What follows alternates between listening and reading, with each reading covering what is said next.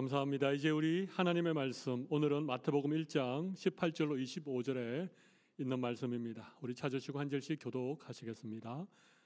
예수 그리스도의 나심은 이러하니라. 그의 어머니 마리아가 요셉과 약혼하고 동거하기 전에 성령으로 잉태된 것이 나타났더니 그의 남편 요셉은 의로운 사람이라 그를 드러내지 아니하고 가만히 끊고자 하여 이 일을 생각할 때에 주의 사자가 현몽하여 이르되 다윗의 자손 요셉아, 내 아내 마리아 데려오기를 무서워하지 말라. 그에게 잉태된 자는 성령으로 된 것이라. 아들을 낳으리니 이름을 예수라 하라.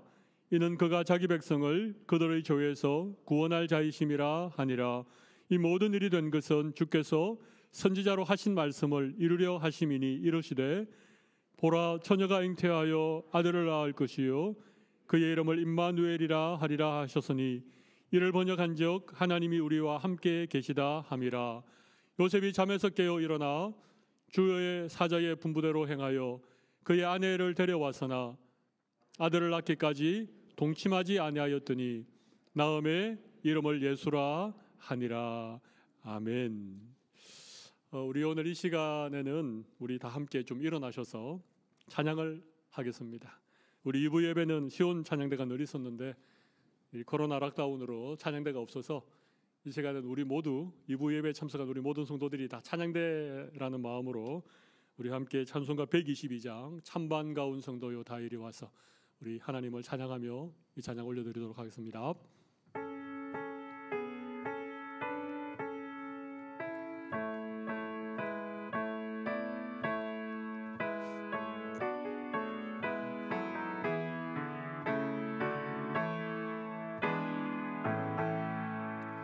찬반 가운 성도여 다 이리 와서 베들레헴 성 안에 가봅시다. 저 구유에 누이신 아기를 보고 엎드려 절하세 엎드려 절하세 엎드려 절하세 구주 나셨네. 저 천사여 찬송을 높이 불러서 이 광활한 전지에 울리어라. 주 하나님 앞에는 영광을 돌려 엎드려 절하세 엎드려 절하세 엎드려 절하세 구주 나셨네. 이 세상에 주께서 탄생할 때에 참신과 참사람이 되시려고 저 동정녀 몸에서 나시었으니 엎드려 절하세 엎드려 절하세 엎드려 절하세 구주 나셨네. 여호와의 말씀이 육신을 입어 날 구원할 구주가 되셨도다. 늘 감사한 찬송을 주 앞에 드려 엎드려 절하세 엎드려 절하세 엎드려 절하세 구주 나 주셨네. 아멘. 아멘. 우리 하나님께 영광의 박수를 올려드리도록 하겠습니다. 우리 다 자리에 앉아주시기 바랍니다. 우리 앉으시면서 옆에 계신 분들에게 우리 메리 크리스마스 한 번 더 우리 서로 한번 축복하시죠. 네. 네. 하늘에는 영광이요 땅 위에는 기뻐하심을 입은 자들 중에 하나님의 평화가 넘치기를 간절히 바랍니다. 우리 오늘은 성탄주일 예배 겸 성년주일 예배로 그렇게 하나님 앞에 올려드립니다. 우리 어제 성탄 감사 예배를 드렸는데 이 락다운이라고 하는 특별한 상황 때문에 많은 분들이 성탄 예배에 참석하지 못하셨습니다. 그래서 오늘 다시 한번 성탄 주일 예배를 올려드리고 성탄에 관한 메시지를 제가 잠깐 전하도록 하겠습니다.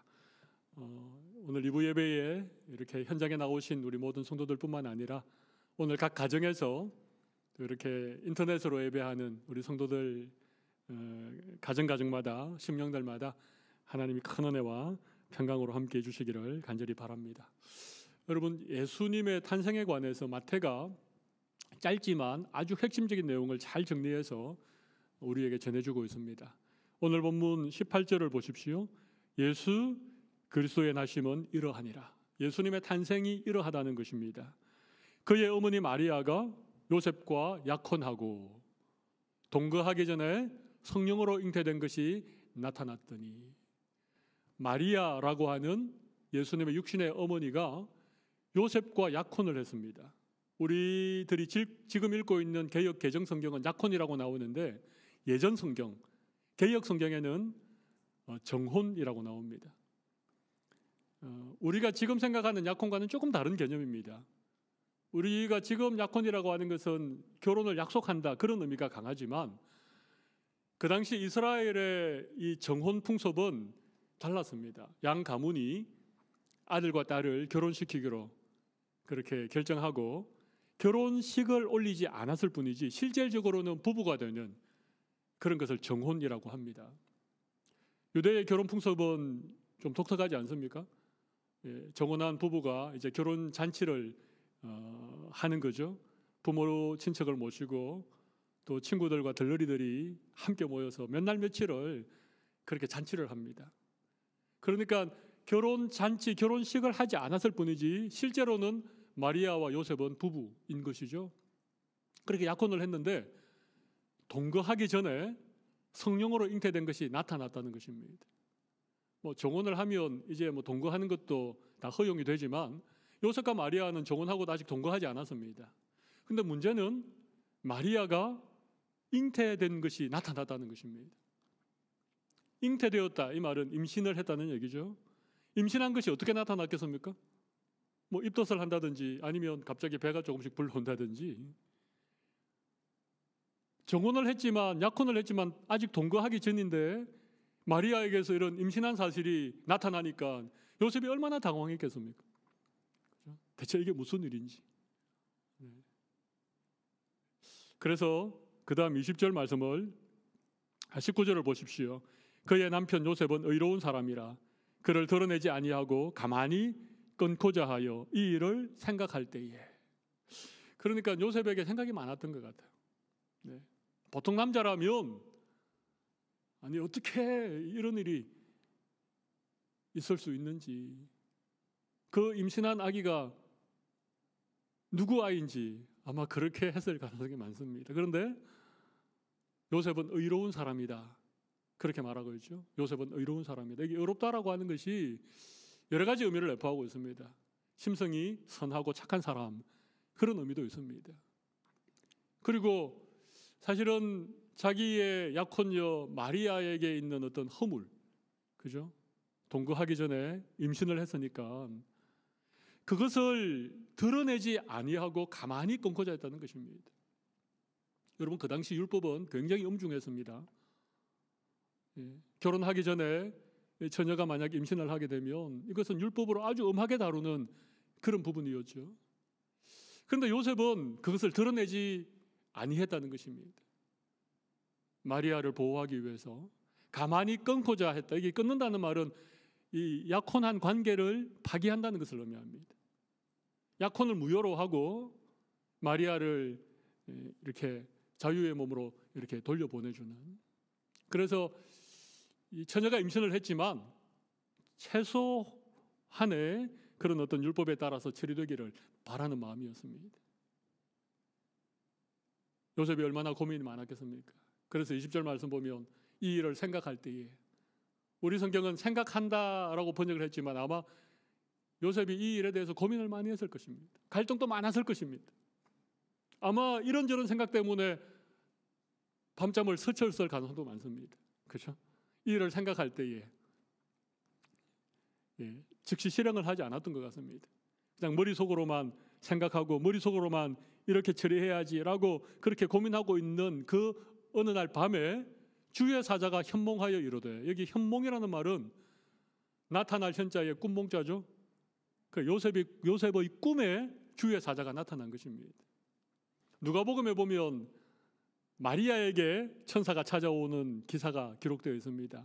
가브리엘이라고 하는 천사가 마리아에게 직접 찾아와서 성령으로 너에게 잉태가 될 것이다, 그 수태를 알려주는, 잉태되는 사실을 알려주는 말씀이 나오는데, 그때는 천사가 직접 찾아왔습니다. 그런데 요셉의 경우에는 꿈에 나타난 것입니다. 주의 사자가 현몽하여 이르되, 다윗의 자손 요셉아, 내 아내 마리아 데려오기를 무서워하지 말라. 그에게 잉태된 자는 성령으로 된 것이라. 요셉이 그때까지 마리아에게 잉태된 것이 어떻게 되었는지를 몰랐습니다. 그런데 주의 사자가 분명하게 얘기해 줍니다. 마리아에게 잉태된 자는 성령으로 된 것이다. 그제서야 이 요셉의 의문이 풀리게 된 것이죠. 그리고 이어서 21절에 이렇게 계속 말씀하십니다. 아들을 낳으리니 이름을 예수라 하라. 이는 그가 자기 백성을 그들의 죄에서 구원할 자이심이라 하니라. 참 놀라운 말씀을 합니다. 마리아에게 성령으로 잉태된 그가 자기 백성을 그들의 죄에서 구원할 구원자가 될 것이다.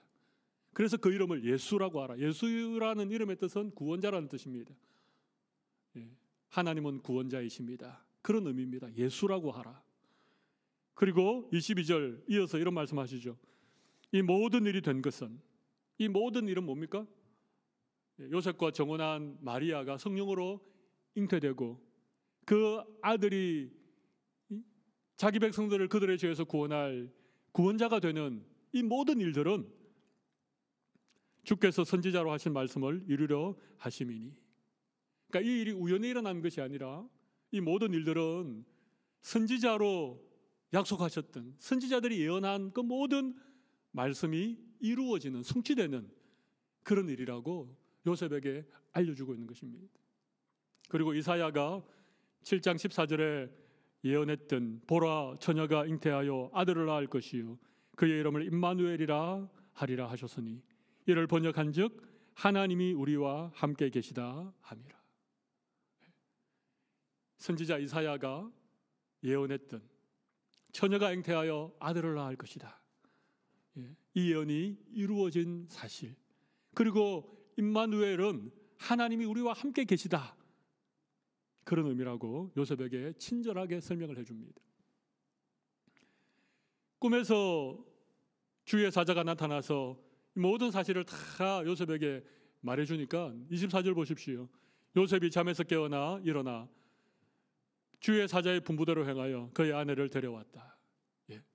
그러니까 마리아가 잉태된 사실에 대해서는 요셉이 고민이 많고 어떻게 해야 될지를 생각 중에 있었지만 주의 사자가 나타나서 정확한 사실을 알려주니까 요셉은 더 이상 고민하거나 갈등하지 않고 아내를 데려왔습니다.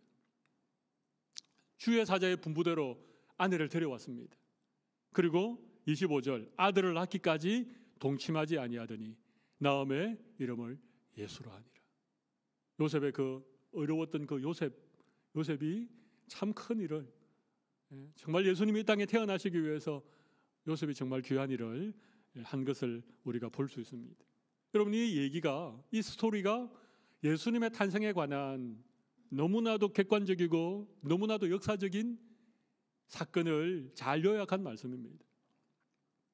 우리는 마태가 기록한 이 예수님의 탄생에 관한 이 얘기를 우리는 어렸을 때부터 들어왔습니다. 그런데 우리가 성탄 때 늘 이런 얘기를 듣기도 하고 또 얘기하기도 하지만, 그렇다면 과연 이 성탄에 담겨 있는 의미가 무엇일까? 어떤 스토리보다가는 이 스토리에 담겨 있는 의미가 무엇일까? 그런 것들을 오늘 잠깐 나누어 보고자 합니다. 한 3가지 정도로 제가 의미를 요약을 해보았습니다. 첫 번째는 구원자의 탄생 사건입니다. 예수님의 성탄은 구원자의 탄생 사건이라고 하는 것입니다. 여러분, 오늘 본문 21절을 보십시오. 아들을 낳으리니 이름을 예수라 하라. 이는 그가 자기 백성을 그들의 죄에서 구원할 자임이라 하니라. 예수님이 이 땅에 태어났다는 것은 구원자가 탄생했다는 얘기입니다. 죄에서 자기 백성들을 구원하기 위한 그런 구원자의 탄생 사건이라고 하는 것이죠. 여러분, 모든 인류가 겪고 있는 불행들, 수많은 고난들, 전쟁이나 기근, 전염병, 가난과 억압, 이런 모든 인류의 문제의 근본적인 원인은 죄입니다. 죄. 죄가 없었다면 우리가 살아가면서 이런 고통을 겪지 않아도 될 것입니다. 질병이라든지 실패라든지 두려움이라든지 이런 일을 겪지 않아도 됩니다. 그런데 죄가 이 세상에 들어오고 난 이후에 모든 종류의 좋지 못한 일들이 일어나게 된 거예요. 그렇죠? 거기에 책임을 전가하는 일이 생기고, 형제를 미워서 살인하는 일이 생기고, 남의 것을 빼앗고 약탈하는 일들이 생기고, 전쟁이 일어나게 되고, 죽음이라고 하는 공포가 찾아오게 되어지고, 모든 것은 사실 죄의 문제였습니다. 하나님은 자기의 형상으로 만든 인간들이 이 죄로부터 구원받을 수 있기를 원하셨습니다. 왜냐하면 비록 범죄했지만 하나님이 세상을 사랑하시고 하나님이 자기 백성들을 사랑하시기 때문에 그렇습니다. 그래서 율법을 주셨습니다. 그런데 율법을 지키지 못했습니다. 이 세상에 그 어느 누구라도, 그 어떤 인간이라도 율법을 지켜서 구원받을 수 있는 사람은 없었습니다. 율법을 온전히 지킴으로 자기의 죄의 문제를 해결할 수 있는 인간은 아무도 없습니다. 그렇지 않습니까? 왜냐하면 우리는 전적으로 죄인이기 때문에 그렇습니다. 죄가 우리 심령 가운데 깊이 뿌리 내리고 있기 때문에 우리 스스로 죄의 문제를 해결할 수가 없는 거예요. 예수님은 제사 제도를 만드셨습니다.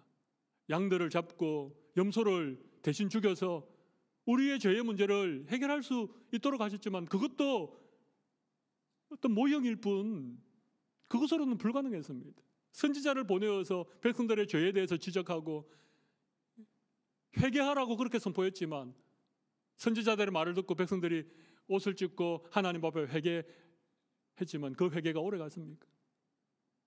그렇게 회개하고 난 다음에 또 돌아서면 또다시 죄를 짓고 또다시 하나님이 아닌 우상을 섬기는 이런 일들이 계속해서 반복적으로 일어나는 것이 구약의 얘기 아닙니까?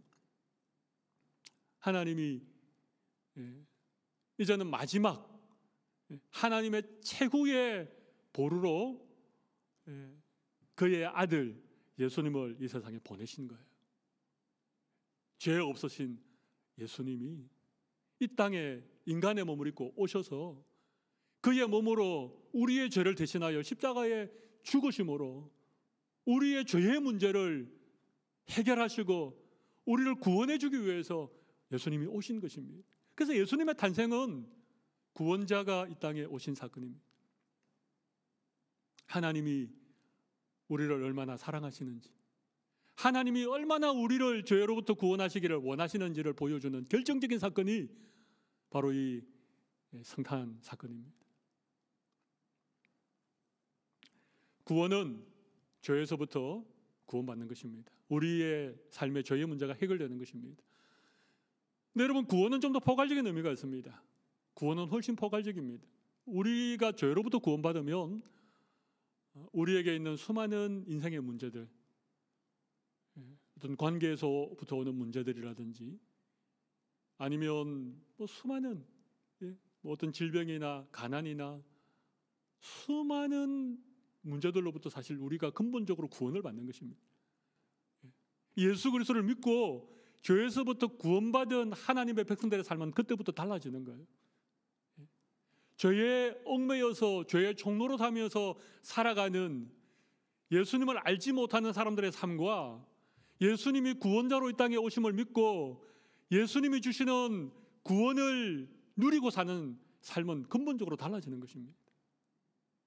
오늘 예배하는 우리 모든 성도들 가운데 이 놀라운 구원의 은혜가 임하시기를 간절히 바랍니다. 우리가 죄에서부터 구원받으면 우리의 인생의 새날이 열리게 되는 것입니다. 두 번째는 구약 예언의 성취 사건입니다. 제목이 조금 어렵죠. 성탄의 두 번째 의미가 뭐라고요? 구약 예언의 성취 사건입니다. 오늘 본문 22절을 보십시오. 이 모든 일이 된 것은 주께서 선지자로 하신 말씀을 이루려 하심이니. 자, 예수님이 동정녀의 몸에 성령으로 잉태되어 이 세상에 탄생하신 것은 주께서 선지자로 하신 말씀을 이루기 위함이라는 거예요.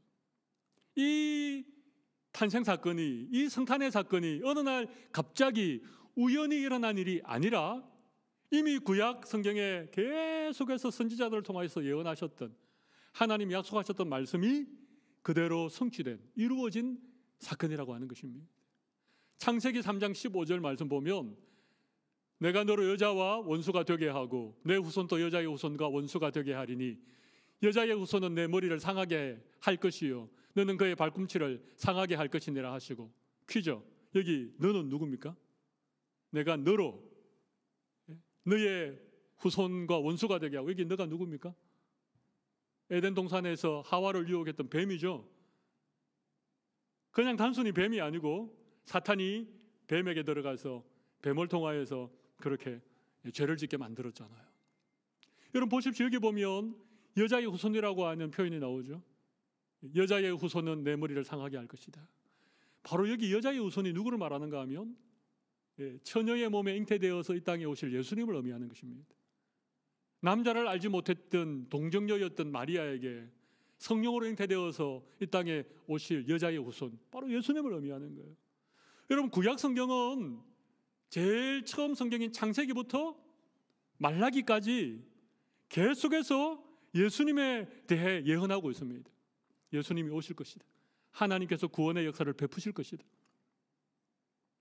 우리가 방금 읽었던 23절, 보라 처녀가 잉태하여 아들을 낳을 것이요, 이 말씀은 이사야 7장 14절 말씀 아닙니까? 전부 다 구약 성경에 이미 예언되어진 말씀이 이루어졌다는 얘기입니다. 예수님이 탄생한 것은 구약 예언의 성취 사건입니다. 하나님의 약속이 실현되어진, 하나님의 예언이 이 땅에 이루어진 사건, 그게 예수님의 탄생 사건이라는 말이에요. 근데 여러분, 제가 물어보겠습니다. 그 당시 예수님이 탄생하셨을 그 당시 얼마나 많은 사람들이 예수님의 탄생을 기다리고 있었을까요? 예수님의 탄생을 기대하고 있었을까요? 저는 거의 없었다고 봅니다. 왜냐하면 구약 성경에는 예수님의 탄생에 관한 많은 예언들이 있지만 그 예언의 말씀이 끊어진 지가 한 400년 정도 지났거든요. 말라기 선지자가 마지막 예언을 하고 난 다음 세례 요한이 광야에서 외치기까지 한 400년 이상, 정확하게 말하면 한 430년 이상 긴 세월이 흘렀습니다. 여러분, 그 시기를 신구약 중간기라고 하고 또 다른 표현으로 뭐라 그러죠? 침묵기라고 하나, 침묵기. 예언의 말씀이 사라진 시대. 그러니까 여러분 10년, 20년도 아니고 400년이라고 하는 긴 세월 동안 하나님의 예언이 사라졌으니까 사람들이 메시아를 기다리다가 지친 겁니다. 네. 그러다가 모든 사람들이 다 포기해버렸습니다. 더 이상 구약에 예언되어진 하나님의 약속을 믿지 않았습니다. 근데 그때 예수님이 오신 거예요. 정확하게 구약에 예언되어진 선지자의 말씀대로 예수님이 처녀의 몸에 잉태되어서 이 땅에 탄생하신 것입니다. 그래서 여러분, 예수님의 탄생은 구약 예언이 성취되어진 클라이막스입니다. 구약 예언이 반드시 성취되어진다라고 하는 결정적인 사건이 예수님의 탄생 사건입니다. 하나님의 약속은 반드시 이루어짐을 믿습니까? 정말 그렇습니다. 아무리 긴 세월이 흘러도, 오랫동안 아무런 증거가 없어도 하나님이 약속하신 말씀은 반드시 이루어집니다. 그 확실한 증거가 뭐라고요? 예수님의 탄생입니다. 그래서 예수님의 탄생은 구약 예언의 성취 사건입니다. 우리 예수님이 정말 이 땅에 오셨습니다. 그리고 33년을 사셨습니다. 특별히 마지막 3년은 공생의 기간을 통해서 천국 복음을 전파하고 이 땅의 모든 연약한 것들을 고쳐주시고 다시 오시겠다는 약속을 하고 하늘로 올라가셨습니다. 예수님이 제자들이 보는 앞에서 하늘로 가시면서 내가 너희들이 본 모습 그대로 다시 오겠다 약속하셨죠? 이 약속을 예수님의 재림에 관한 약속이라고 합니다. 맞습니까? 여러분, 예수님이 다시 오실 것을 믿으십니까? 예수님이 다시 오시겠다라고 약속하시고 하늘로 올라가신 지 2000년이 지났습니다. 2000년. 400년 동안 침묵기가 있었는데 예수님이 다시 오시겠다라고 말씀하시고 하늘로 가시고 2000년이라고 하는 긴 세월이 흘렀습니다. 우리는 다 예수님이 다시 오시겠다고 약속하신 말씀을 우리는 알고 있습니다. 믿고 있습니다. 그런데 과연 우리 가운데 몇 사람이나 예수님이 정말 다시 오실 것을 기대하고 그 날을 기다리고 그 날을 준비하면서 살아가고 있습니까? 저는 그렇게 많은 사람들이 예수님의 재림을 기다리고 그 날을 기대하고 그 날을 준비하면서 살아가고 있지 않다고 생각합니다. 너무 오랜 세월이 흘렀기 때문에. 근데 분명한 사실은 예수님이 다시 오신다는 사실입니다. 그래서 이 성탄의 계절에 우리가 예수님의 초림을 기뻐하고 그날을 축하하는 일과 함께 꼭 한 가지 더 해야 될 게 뭔가 하면 다시 오실 예수님을 기대하는 것입니다. 예수님의 초림을 통하여 성탄에 대한 약속이 이루어진 것처럼 예수님이 다시 오시겠다라고 하는 재림에 관한 약속이 반드시 이루어질 것을 다시 한번 우리의 마음속에 되새기면서 주님의 다시 오실 그날을 우리의 마음으로 사모하고 그날을 기다리는 그런 마음을 다시 한번 추스리는 이 시간이 성탄의 시간이 되어야 된다는 것입니다. 우리 예수님이 곧 다시 오실 줄로 믿습니다. 그날이 멀지 아니하였다고 저는 믿습니다. 그날 우리 모두 예수님을 믿음으로 맞이할 수 있는 그런 귀한 은혜를 누리실 수 있기를 바랍니다. 한 가지만 더 생각해 보겠습니다. 세 번째는 제목이 조금 이상한데요. 제가 이 제목을 좀 비슷하게 하려고 하다 보니까 좀 무리한 제목을 잡았습니다. 세 번째 제목이 뭐라고요? 임마누엘의 실행 사건입니다. 임마누엘 사건입니다. 오늘 본문 23절을 보십시오. 보라, 처녀가 잉태하여 아들을 낳을 것이요 그 이름을 임마누엘이라 하리라 하셨으니, 이를 번역한 적 뭡니까? 하나님이 우리와 함께 계시다 함이라. 예수님이 이 땅에 오신 것은요 임마누엘 사건입니다. 하나님은 우리를 참 사랑하십니다. 그래서 하나님 우리를 찾아와 주십니다. 그죠? 구약 성경을 읽어보면 인간들이 먼저 하나님을 찾았던 예보다가는 하나님이 우리를 먼저 찾아와 주셨던 그런 일들이 훨씬 많습니다. 너무너무 신기합니다. 세상의 모든 종교는 인간이 절대자를 찾아 나서는 구도의 종교입니다. 그죠? 그래서 깊은 산속에 들어가기도 하고 큰 바위 앞에 앉아서 수련을 하기도 하고 다 신을 찾아 나서는데 하나님은 늘 우리를 먼저 찾아와 주셨습니다. 아브라함을 찾아와 주셨고 모세를 불러주셨고 그렇지 않습니까? 오늘도 끊임없이 우리를 찾아와 주시는 거예요. 그런데 우리는 자꾸만 하나님을 등지고 자꾸만 세상으로 나아가고, 근데 하나님은 포기하실 만한데 포기하지 않으시고 계속해서 찾아오십니다.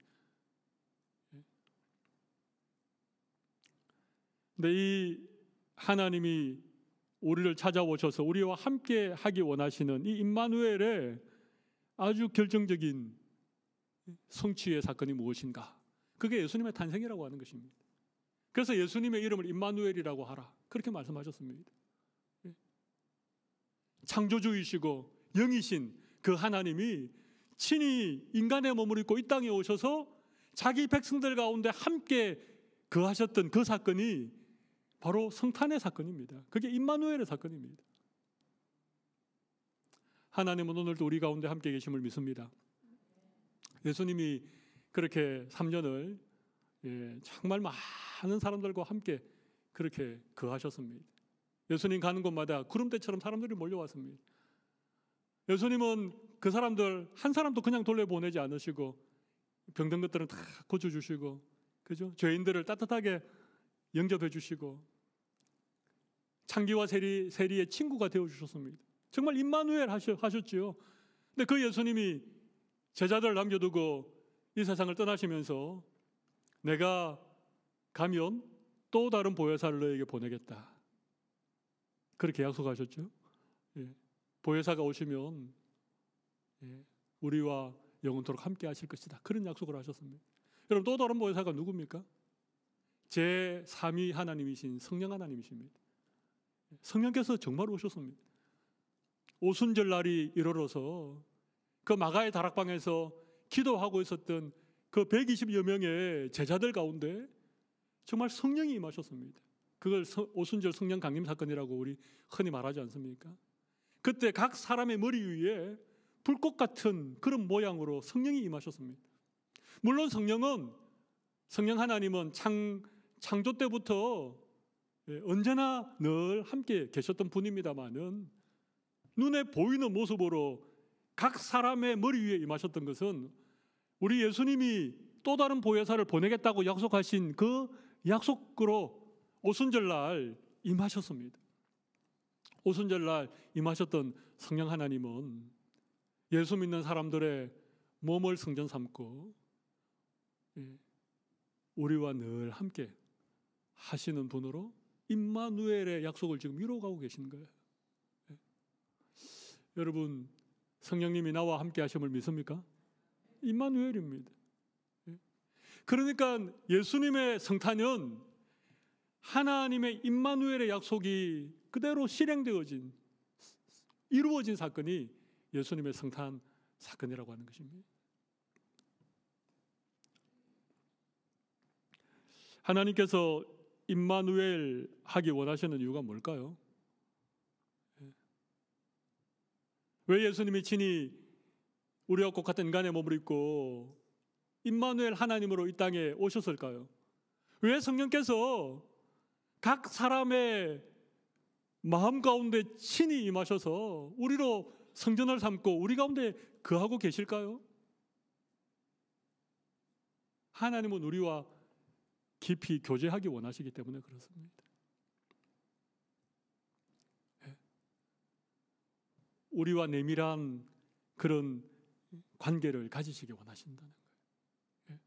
성령님이 우리 가운데 계신데 전혀 하나님이 없는 사람처럼 그냥 나 혼자만의 힘으로 이 험한 세상을 살아갈 수 있는 것처럼 그렇게 사는 모습들은 하나님이 원하시는 삶이 아닙니다. 우리 안에 계신 성령 하나님께 좀 더 많은 것들을 말씀드리고 우리의 삶의 크고 작은 일들을 좀 의논하고 때로는 도움을 구하고 임마누엘로 우리 가운데 계신 성령 하나님을 더 의지하도록 그렇게 임마누엘 하시는 것입니다. 성탄은 임마누엘 사건입니다. 백성들 가운데 오셨던 예수님께서 떠나시면서 약속하신 성령님이 우리 가운데 오신 날이 바로 이 성탄을 통해서 다시 한번 우리에게 약속으로 주어지고 있는 것입니다. 그래서 성탄절에 꼭 기억해야 될 중요한 한 가지의 의미는 이 성탄은 임마누엘의 실행 사건이라고 하는 것입니다. 예수님이 우리 가운데 친히 오셨다면, 예수님이 약속하신 성령님이 우리 가운데 지금 함께 계시다는 이 사실을 믿지 못할 이유가 어디에 있겠습니까? 단순히 믿는 것으로 끝나는 것이 아니라 정말 임마누엘의 삶을 살아갈 수 있는 것, 임마누엘의 은혜를 누릴 수 있는 것, 임마누엘 하신 그 성령님 때문에 우리가 좀 힘들고 고달프고 좀 삶이 우리를 지치게 할지라도 우리가 다시 용기를 내고 힘을 내어서 믿음으로 살아갈 수 있는 그런 은혜를 하나님 우리에게 주기를 원하신다는 것입니다. 오늘 성탄주일 예배를 통해서 성탄이 주는 세 가지 의미를 다시 한번 우리의 마음에 잘 정리하시면 좋겠습니다. 첫 번째는 구원의 사건이었습니다. 두 번째는 구약 예언의 성취의 사건이었습니다. 세 번째는 임마누엘의 사건이라고 하는 것입니다. 그래서 우리는 성탄절이 늘 기쁘고 늘 감사한 것입니다. 오늘 또 송년주일 예배를 함께 드리고 있는데, 우리 지난 2021년 한 해 전반기까지는 참 좋았지 않았습니까? 8월 접어들면서 다시 락다운이 되면서 계속해서 이어지고 있는 상황은 가운데 있지만, 다시 한번 하나님의 이 신실한 약속의 말씀을 붙들고 여러분 다 믿음으로 승리할 수 있는 우리 모든 성도들이 다 되시기를 바랍니다. 이 시간 가슴에 손을 올리시면 제가 한번 기도하도록 하겠습니다.